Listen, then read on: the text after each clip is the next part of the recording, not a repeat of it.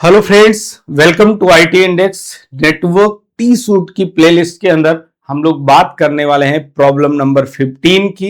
एक real environment के अंदर आई हुई प्रॉब्लम जिसमें वीलैन 10 के यूजर्स ये कंप्लेन कर रहे हैं कि कभी वो इंटरनेट एक्सेस कर पा रहे हैं और कभी एक्सेस नहीं कर पा रहे हैं।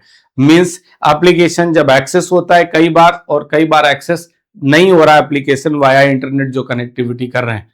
तो ये इशू वीलैन 10 के साथ है। अब प्रॉब्लम टी सूट करने के लिए आप as a network engineer connect करते हो तो आप क्या करोगे? आप सोच के देखो कि आप टीम के पास पहुंचते हो और उनसे पूछते हो कि कहां प्रॉब्लम आ रही है, तो वो बोलते हैं कि नहीं अभी तुम आए हो, हमने रिफ्रेश किया है और अभी सिस्टम रिस्टार्ट किया था तो ये चल गया। उन्होंने बोला सिस्टम रिस्टार्ट किया है, या आप जाते हो बोलते हो कि एक बार one time at least system restart कर लो उसके बाद देखते हैं। लेकिन पहले नहीं चल रहा था, आपने सिस्टम रिस्टार्ट कराया और प्रॉपर कॉन्फ़िगरेशन, मतलब आप ऐसा सोच लो कि प्रॉपर एप्लीकेशन एक्सेस हो रहा है। बट प्रॉब्लम को आप कैसे ट्रैक करोगे? उस समय एप्लीकेशन एक्सेस हो गया, आप फिर वहां से हट जाते हो, next day user same complain करता है कि नहीं हमारे सिस्टम पे फिर से प्रॉब्लम आ रही, और वो जो यूजर्स कंप्लेन कर रहे हैं वो वीलैन 10 के यूजर हैं। तो एज पर टोपोलॉजी आप ध्यान से देखो कि ये मेरा एक कोर स्विच है, ये एक्सेस लेयर के स्विचेज हैं। वीलैन 10, 20, 30 टोटल 3 वीलैन है। इट मींस कोर स्विच जो है इसमें एसवीआई इंटरफेस बने होंगे 3 डिफरेंट वीलैन के लिए, different as a gateway SVI interface बने होंगे, स्विच वर्चुअल इंटरफेस। और ये डीएससीपी सर्वर है। डीएससीपी सर्वर पे मल्टीपल पूल की कॉन्फ़िगरेशन होगी, राइट? क्योंकि डीएससीपी सर्वर पे 3 डिफरेंट सबनेट है, वीलैन 10 का, वीलैन 20 का, वीलैन 30 का, राइट?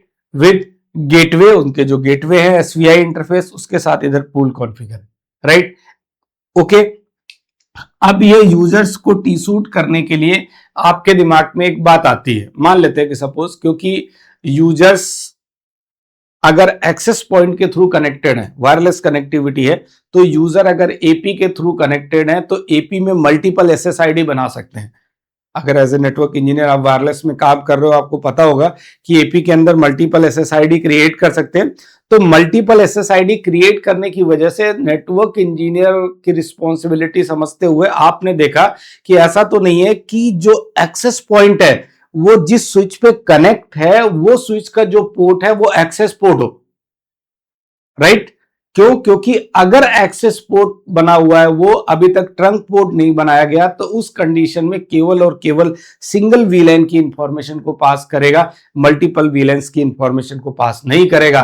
बट मल्टीपल एसएसआईडी, क्योंकि एपी पे क्या होती है, मल्टीपल एसएसआईडी होती है, तो डिफरेंट वीलैंस की का जो ट्रैफिक है वो भी तो ट्रांसफर हो सकता है। बट जब चेक किया तो ये निकल के आया कि जो एक्सेस पॉइंट कनेक्टेड है जिस पोर्ट पे, वो सभी port as a trunk port configure हैं। तो ये प्रॉब्लम का सलूशन नहीं था। फाइनली प्रॉब्लम सेम है कि वीलैन 10 के यूजर एप्लीकेशन एक्सेस नहीं कर पा रहे हैं या वाया इंटरनेट सर्वर्स एक्सेस नहीं कर पा रहे हैं, राइट?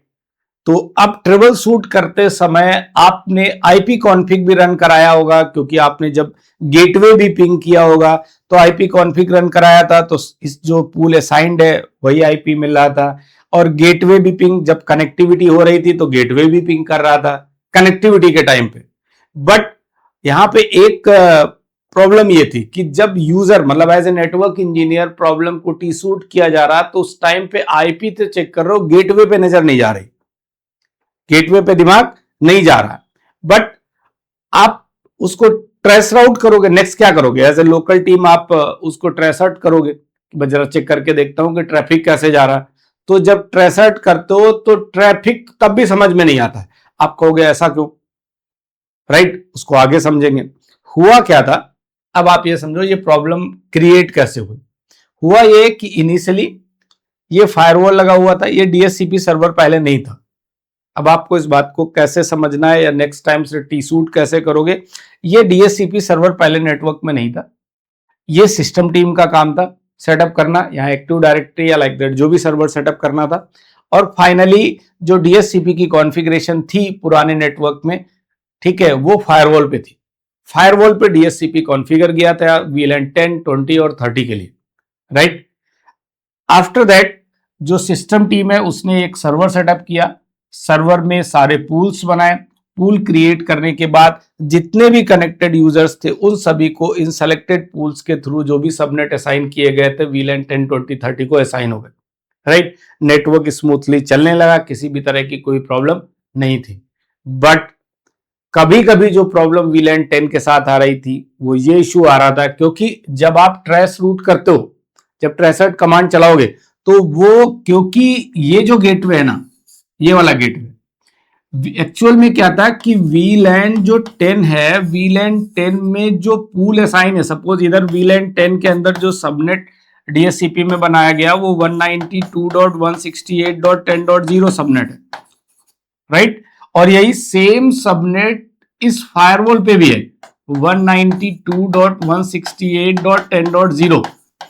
और जब DHCP कॉन्फ़िगर नहीं किया गया था उससे पहले फायरवॉल पे 10.0, मान लेते हैं 20.0 एंड 30.0 डिफरेंट VLANs के लिए यहाँ पे सबनेट कॉन्फ़िगर किए गए थे DHCP में, राइट। बट फायरवॉल पे at the time of configuration ये मिस्टेक होती भी है, जब माइग्रेशन वगैरह होता है या कुछ नई एक्टिविटी होती है, तो ये हुआ कि DHCP नया सेटअप हुआ है तो फायरवॉल पे 20.0 और 10.0 के लिए DHCP की कॉन्फ़िगरेशन बंद कर दी गई, लेकिन 10.0 के लिए अभी भी इसका DHCP इनेबल है। मींस हो क्या रहा है कि रॉक DHCP की बात आ रही, मतलब DHCP सर्वर दो हो गए सेम सबनेट के। तो जो प्रॉब्लम आ रही थी वो क्या आ रही थी?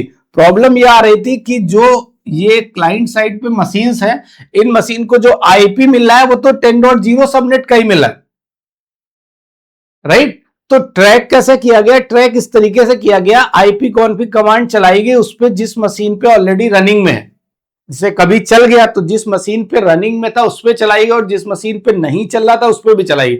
दोनों ही कंडीशन में देखा गया कि गेटवे अलग है, और फिर पता चला गेटवे अलग है तो गेटवे को ट्रेसर्ट किया गया, ट्रेस रूट किया गया। अब गेटवे को जब ट्रेस किया तो क्योंकि ये फायरवॉल का आईपी था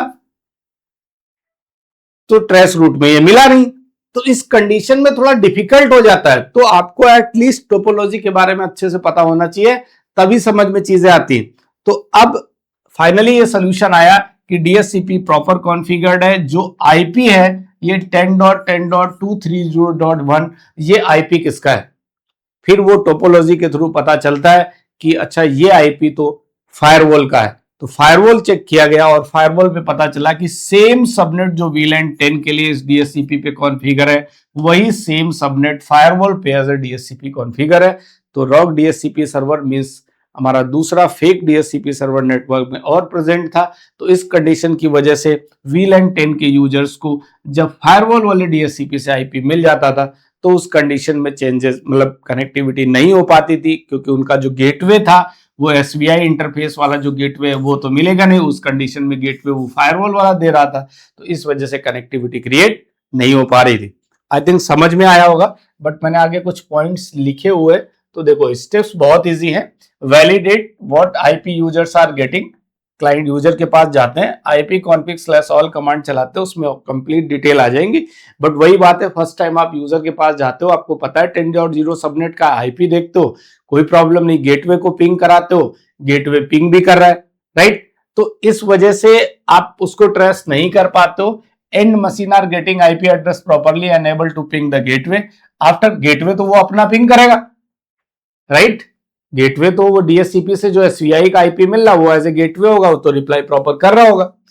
वी रिस्टार्ट द DHCP, मतलब ये भी कर सकते हो कि भाई ठीक हुआ DHCP से आईपी नहीं मिल रहा है, तो हो सकता है DHCP कुछ प्रॉब्लम क्रिएट कर रहा हो, तो DHCP को क्या कर दिया? रिस्टार्ट कर दिया। बट रिस्टार्ट करने के बाद भी प्रॉब्लम सॉल्व नहीं हुई थी, तो उस कंडीशन में देखो नेक्स्ट स्टेप क्या था? Now we investigate which wrong gateway IP belongs to the firewall. Finally तुमने क्या किया है कि जो मशीन ऑलरेडी रनिंग में है और जिस मशीन पे नहीं एक्सेस हो रहा है, दोनों के आईपी कॉन्फ़िग लिए, दोनों के गेटवे चेक किए। ये काम जब आप कर रहे होगे ट्रबल शूटिंग का, उसी टाइम पे आपकी नजर जाती है कि दोनों में गेटवे अलग अलग है, जिसमें रनिंग में है उसका गेटवे अलग है और जिसपे एक्सेस नहीं हो रहा उसका गेटवे अलग है। तो जिसपे एक्सेस नहीं हो रहा, जो उसका गेटवे, पहले उसको फाइंड आउट किया जाए कि वो आईपी एड्रेस कहां से आ रहा है। तो वो जब फाइंड आउट करके आया तो पता चला इन्वेस्टिगेशन करने के बाद कि जो रॉन्ग गेटवे है वो फायरवॉल का आईपी एड्रेस है, इसीलिए ट्रेस रूट के अंदर भी उसके आईपी की इंफॉर्मेशन नहीं आ पा रही थी, right. While validating configuration firewall get the no firewall have the DSCP server on it। बाद में पता चला फायरवॉल पे जाके कि फायरवॉल पे पहले ऑलरेडी जो DSCP रनिंग में था, जो नया DSCP बना उससे पहले जो DSCP चल रहा था वो फायरवॉल वाला DSCP चल रहा था, जिसमें VLAN 20 और 30 को तो हटा दिया गया था, डिसेबल कर दिया गया था, लेकिन VLAN 10 को कई बार होता है कि कॉन्फ़िगरेशन के टाइम पे मिस्टेक हो जाती है और आपको नेटवर्क स्मूथली रनिंग में आ गया है, उस समय प्रॉब्लम सॉल्व, उस समय एप्लीकेशन एक्सेस हो रहे हैं, तो ये होता है कि एवरीथिंग इज ओके। तो ये प्रॉब्लम उसी तरीके से रेज हुई और फाइनली DSCP जो डिसेबल कर दिया गया, राइट। जो भी हमारा 10.0 सबनेट का DSCP फायरवॉल पे रनिंग में था वो डिसेबल कर दिया गया and issue stand resolve, right. बस ध्यान रखना है, आप जब इस प्रॉब्लम को बताओगे कि आपके नेटवर्क में इस तरीके की प्रॉब्लम्स आई हैं, आपने उनको टी-सूट किया है, तो आप इन स्टेप्स को फॉलो करते हुए बताओगे एज ए नेटवर्क इंजीनियर आपने किस तरीके से काम किया है, राइट। आई थिंक अच्छे से समझ में आया होगा। हम लोग वही उसी प्रॉब्लम्स पे बात करते हैं जो प्रॉब्लम्स नेटवर्क में रेज होती हैं, जिन प्रॉब्लम्स को टी-सूट करने में काफी प्रॉब्लम होती है, राइट। तो अभी 15th प्रॉब्लम पे हम लोग बात कर चुके हैं, मिलेंगे 16th में कुछ नया, राइट। तो लाइक सब्सक्राइब करो, कमेंट जरूर करिए, क्योंकि आप अगर कमेंट करते रहोगे तो हम इस सीरीज को लेके जाए, इस प्लेलिस्ट को लेके जाएंगे एटलीस्ट 50 to 100 प्रॉब्लम्स तक, राइट। Thank you.